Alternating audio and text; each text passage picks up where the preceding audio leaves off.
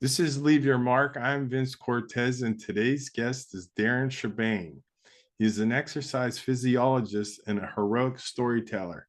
He discusses the power of connection, the impact of increased movement in our day, the chemical reactions in our brain from a simple smile, and the link between a strong and healthy immune system and internal happiness. That was internal happiness. Aaron, thank you for being my guest here today. I appreciate you coming by. Well, thank you for having me, Vince. I'm honored to be one of your guests today.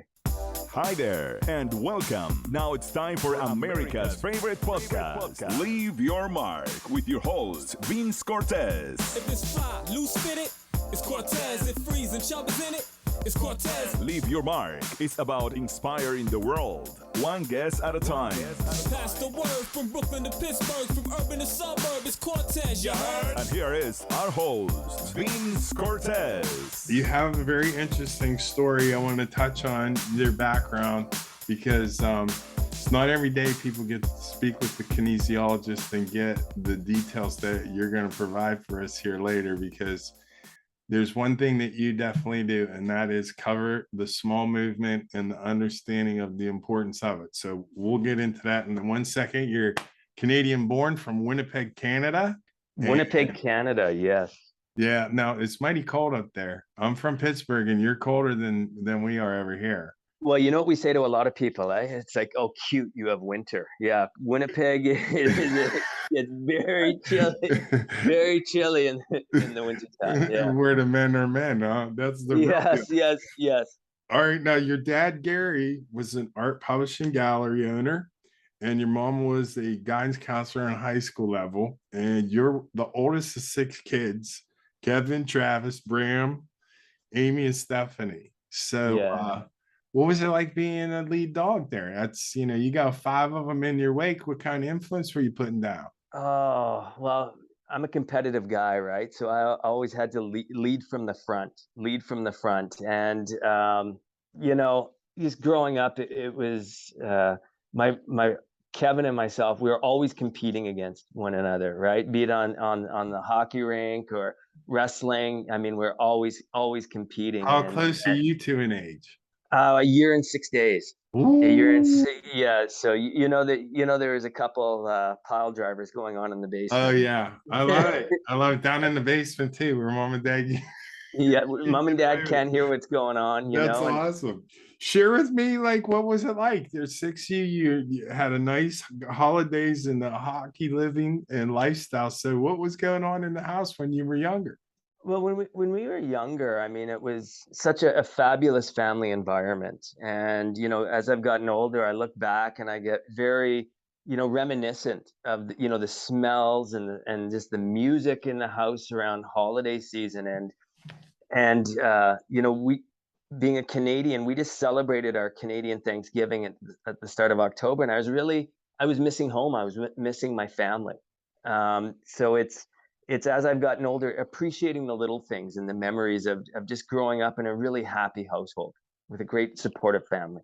So, with the sports being a central part of your youth, you go to Shaftesbury High School, the Titans, Yes. in Winnipeg, and you're playing hockey, obviously. And you said you started running and got involved in the track and field, and realizing you go to University of Winnipeg for the kinesiology. Share with me that track experience and the direction your mind started going with how you were feeling about your body and so forth. Yeah. I mean, I think as any 20-year-old, there's a lot of insecurity, right? So for me, moving my body, I got really involved with the running, in high school and let it go, and then picked up the weight training. So I was in the gym all the time, making sure I was working on my chest and my arms. There's that insecurity, right? I want to look good filling out a shirt. And I guess to some extent it still happens today, 30 years later. But it wasn't directed towards, how moving our body can impact our health and how it's so important. It was, look, I want to look good in a t-shirt, plain and simple. That's it, right? Fill that void, that insecure void that I had. And it wasn't until my 30s where I picked up the running and literally ran with it again. Well, I think that now when you did the track and field, were you doing sprint events, middle distance, long distance? I was doing everything, Vince. I just loved it. I always loved moving my body, and I always loved the challenge of these grueling events. So I would love the long distance. I would love the at the time the longest event we had was a 5,000, so 5K, 3 miles for you. And I loved that, but I also loved the short, fast sprints as well, and the long jump and the triple jump. Yeah. The adrenaline rush was what was getting you. I myself, I ran a track for 1 year, and I was, I guess, as middle distance, doing the 1 mile relay. And Right. I could remember just finishing that one lap. And I mean, I could feel my heartbeat down in my ankles, because you're going all out. And it's like my body was just electric from the adrenaline because you're going hard. So you doing all of the different events, I can imagine how you were igniting your body. So does this weigh in then as to why you want to get into kinesiology moving forward? Well, yeah, I mean, I guess it's that kind of, I don't know what I want to do with my life. I've always been interested in it. Let's pursue it. Let's pursue it and see what happens. So now you get up in school. How does the beginning of studies go with that? I'm the type of guy that if I don't get something right away, I'm willing to throw it all away, right? So I remember, being in human anatomy, and the first midterm I wrote, I think I barely passed, like a D minus. And I'm like, is this really what I want to do? Because I'll talk a good game that I'm looking for challenges in my life, but when push comes to shove, I was ready to cash in my chips, and thankfully I didn't. Thankfully I stuck with it, and came to learn that deep down, not only do I like doing all these crazy things with my body, but I'm also a science geek. I'm also a science. I love the science behind moving our bodies and what happens when we move our bodies and what gets stimulated, these different systems, how muscles can crosstalk with different systems and different organs. It fascinates me. It absolutely fascinates me. So Yeah. then that really, did that switch during college, or was that something that came later? Like, because you finished the degree. Yeah, it came later. It came later. And, I'll put it out there is that I'm also a very obsessive kind of guy. Once I get going on something, it's just, it consumes me. It consumes me. It consumes me. And so, it's just the study of and applying this knowledge into everyday actions. I want to learn more. I want to learn more. I want to learn more. I want to read this real quick because for the audience that doesn't know what kinesiology is, it's the biomechanical processes of the body, exploring how managing those processes can contribute to human health. So that gives them a more clear understanding of what you're referencing there when you're talking about the movements. Connect with us on LinkedIn. Be our friend on Facebook. Follow us on Twitter and Instagram. You are listening to Vince Cortese. We just want you to leave your mark. Now, you're out of school for a while, and you said that you go to Thailand, and you're in South Korea and Portugal. So I mean, you're on your way out of school here. And share with me how this progresses into what you're currently doing today. For sure. So 2008, I left Canada, and the next stop was South Korea. And South Korea was an amazing experience because it completely changed the way I looked at things and thought about things, opened my eyes that maybe there's another way to be doing things. During this time, though, I'm in South Korea, I'm given this opportunity where I can just train and be consumed with Ironman Racing. So that's, I don't know it in miles. It's 3.8 kilometer swim, 180 kilometer bike ride, and then a 42.2 kilometer run. So I've raced in 5 Ironmans. But it's that addiction to more, more training.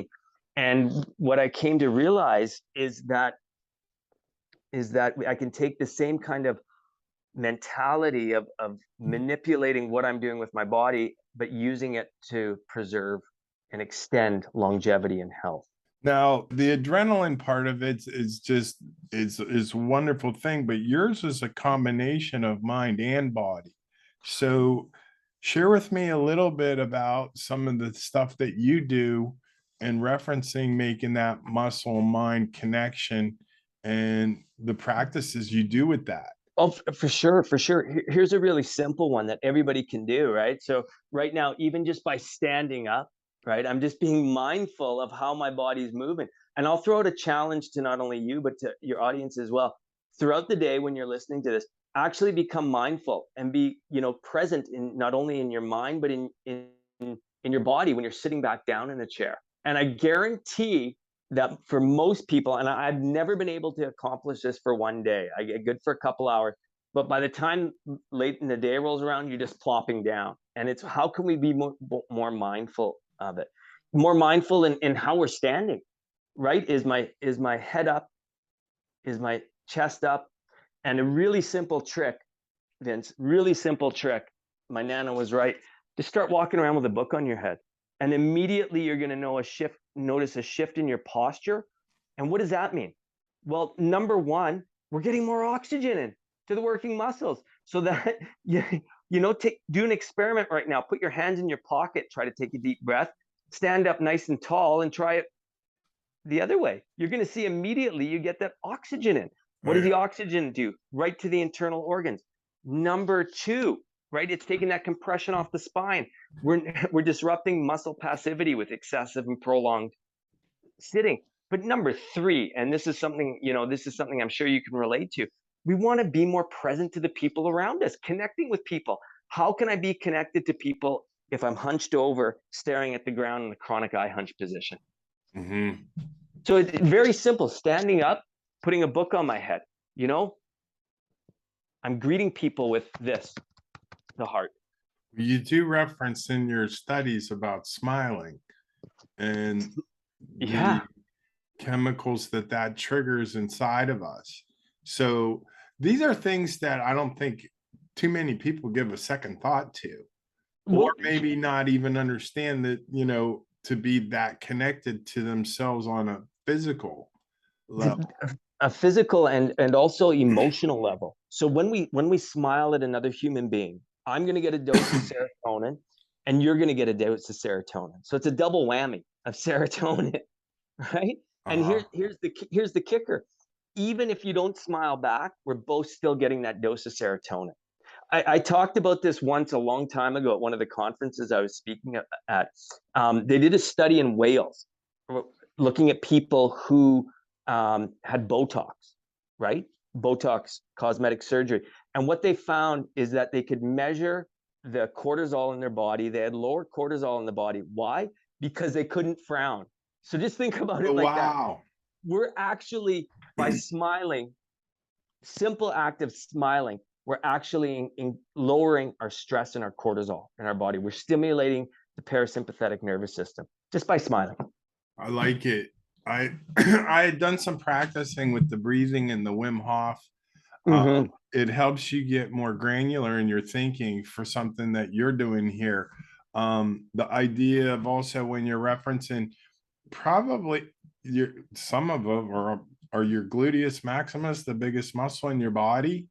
You're talking about how being butt centric helps your posture, but also helps your energy. Like, share with me about that in your midsection, how that generates energy. Vince, you hit the nail right on the head. Okay. Let's go back to, now I'm standing up. Most people walk around, instead of using their glutes, their hips, they're using the lumbar region of their spine for human movement. Okay. You hit the nail right on the head. That is the biggest muscle in our body, our glutes. So the more that we can actually contract our glutes, move those muscles, functionally move them. I'm not talking about how good they look in the mirror, but functionally move them. Our body, those muscles are releasing myokines. Myokines are cross-talking with other organs in the body. Here's the kicker. And these myokines will actually stimulate our natural killer cell activity. They're going to stimulate T cell activity. They're going to stimulate what's happening with the gut-brain link with more serotonin. Triggering your immune system too, isn't that? It's triggering your immune system. So the muscles actually are a huge part of the immune system. When you Function, said that lumbar, what is that? Is that a weak back or a weak stomach that's causing you usually lumbar instead of your rear end? exactly what you touched on, that mind body. It's a weak mind. We're Oh, not really? we're not It's changing the bad way we move. posture.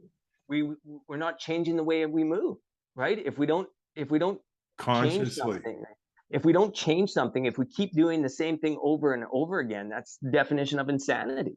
Oh, yeah, I know So it's making that. making that conscious decision up here. Listen, I want to change that, so I'm going to shift where I'm moving from. So it's starting to use the hips more, starting to use the butt more.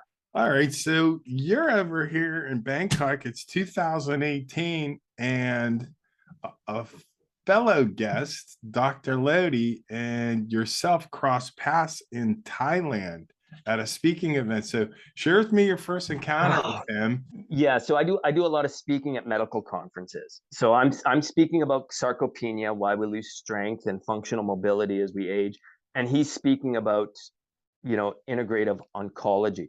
This guy walks up on the stage and immediately starts speaking. The hairs on my arm stand up at full attention, and I'm like, I have never heard anybody speak like this. The way he looks at things, the way he thinks about things.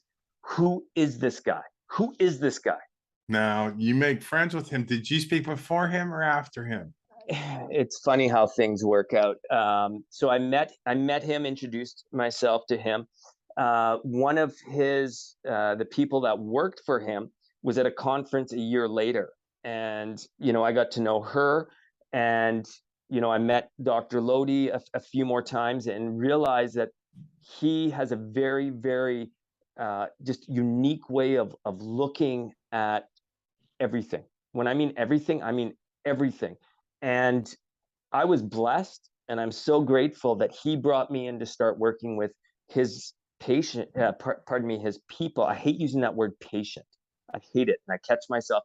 He brought me into his clinic to work with people who are diagnosed with cancer. So that's where the movement comes in, and a really unique opportunity for me because there's constraints in a clinical setting where a lot of these people, the treatments, they're confined to a chair, and it's like I see a great opportunity. Obstacle, no problem. Let's create an opportunity and create more movement with people in a clinical setting. If you are listening from Australia, Florida, or just from around the corner, From East Coast to West Coast outlets, if you're not to the dirty South straight, make a left and body. contact us. Leave your mark with your host, Vince Cortese. Now, just for on a little backstory on you, you had been doing your work, you said, for about 25 years. So just to kind of fill in what was going on there while you were doing your kinesiology and you began to develop, and now you're doing speaking, you come across Dr. Lodi's path, and you just mentioned he created a opportunity for you at an Oasis of Healing in Arizona. So when did you start doing that with him in Arizona, and what are you currently doing about that now? Okay, so yeah, I would say he didn't create the opportunity. God created that opportunity. I'll just challenge that because he is just an amazing, amazing scriptwriter, God. So it's staying in contact with him. We've got 2019. We're going to open up some more integrative clinics in Thailand. I'm a part of that. I'm a part of his team he's brought in, and COVID comes in. So all of a sudden, everything gets shut down. I go to Portugal for a year with my partner. And from there, I'm still writing out plans of how we're going to implement this movement into the whole program with, for people to stop making cancer. Sure enough, as you would have it, I've been in Arizona now for 2 months working at his clinic, where we're bringing in, just some really interesting ways of getting people to move their body. And one of the first things I do with most of the people is I get them to play around in the kitchen with me with a broom. And we move our bodies using a broom, Oh, not just wow. the floor, but playing with the broom. And that Vince is so important. Is we've got to get away from this whole notion of quote unquote more exercise is better. It's dogmatic, it's misleading, it doesn't work. What we need to do is we need to play more, we need to move more throughout the day. Simple little movements. You probably answered the two questions I was going to ask you. What is your mission? You just shared that with me. And how are you fulfilling it? You just shared that. And this one's a pretty obvious one. So as you're developing these things, what would you say excites you the most about what you're doing now? What excites me the most is just being able to really think outside the box and get people very, very excited about movement. As Okay. simple as getting up and down from a chair, or, I worked with a person today, 73-year-old guy from Texas, great guy. And we spent half an hour on our hands and knees crawling around in the grass in a park. And Oh, that's wow. what it's about. That's really cool. It's incredible. Okay, and then my next question is, where will you be 3 years from now? You know what, Vince? That's not up for me to decide. It's up for God to decide. A true Yeah. free spirit. I like it. Yeah. Okay, now that sounds like a strategy as well. So as far as what your current work is on the internet, you're on YouTube and then you've got an Instagram going. What are you planning on doing with that? Well, where I see that going now, I've taken a step back over the last couple of years. Coming back into it now, is I see an incredible opportunity of helping people get more movement in. And what you'll see over the next couple of months for me on social media and on YouTube is more what we call movement snacks, of how can we, exercise is great, don't get me wrong, but if we were to look at the movement patterns of somebody who deems himself inactive, I'll be the inactive, you're active, you go to the gym for an hour, we compare our movement patterns throughout the day, we're going to be moving less. We're going to have the same movement patterns. So what we're going to come up with is these very simple movement snacks, as we've implemented here in the clinic, of 2 minutes, 3 minutes, we still get the health benefits, and implementing these small movement snacks into the day. So the movement snacks. The analogy I give is, and it works great here in a clinical setting because we got our IVs up here, is I want you to think of like this, is every time we move our body, we're getting a little more dose. And I've got to tell you something, Vince, movement is medicine. I agree. My experience, what I went through with the cancer and how depleted I was, the finer details of what you're talking about, I never gave a second thought to. It was kind of like when we're young, we learn how to walk and feed ourselves and clothe ourselves. So the idea of thinking about every little movement involved in those things that we didn't have a second thought about, it's like you feel like you slipped into another world. And I believe your work is making that world made known available. It's like people do need to pay attention to these things and realize that they can have a better life. And it's not as hard as they think. It's much actually easier, the way that you're making it playful and fun, and how you're labeling the things that they need to get involved with. I love it. I think your work is great. So do you have any new tips, anything currently you're doing you want to share with us? For sure. And this is the biggest one, is it's all well and good to move your body. Don't get me wrong, but when we can be of service to other people, it even ups the ante even more. So my whole vision is being fit is being useful. How can you do that in everyday practice? Tomorrow, go for a half-hour walk, 30-minute walk, get outside, no sunglasses. Let the sun stimulate the pineal gland, get that serotonin, and we'll get the benefit of the melatonin at night. Take a bag with you, walk around your neighborhood and pick up trash, because being fit is being useful. All right. Okay, you lead me to the question of the interview. How would you like to leave your mark? By being useful to other people. Plain and simple. A true free spirit in every sense of the word. Yeah. This is a wonderful thing. It's great work you're doing. More people need to know about what you're doing. So share with me where you're at on social media and give me the handles there. We'll put them down in the link below, but I'd like for you to tell us them as well. For sure. If anybody has any questions about, how to move their bodies, they can connect with me, Darren Shebane, on Instagram. You can also email me, Darren@anoasisofhealing.com, and I'll get back to you and I'll answer you. And if you're having any, I don't know where to start, go onto YouTube and just punch in my name, Darren Scherbain, and some videos will come up. And I've got a really interesting talk that'll change your perception of movement and how connection. And that's one of my TEDx talks, Sitting is the New Smoking. Sitting is the new smoking. Folks, you want to check that one out. I watched it, and that is definitely mind-opening. Darren, you're the man. Thanks for coming by. Appreciate your Thank you. time. Thank you so much, Vince. You have a great day. Very enlightening as well. Thanks for listening to Leave Your Mark today. Tune into our next episode of Leave Your Mark with Vince Cortese. Be blessed. You just left your mark. Thanks for listening. Listen to more episodes on demand. Just click Leave Your Mark with Vince Cortese.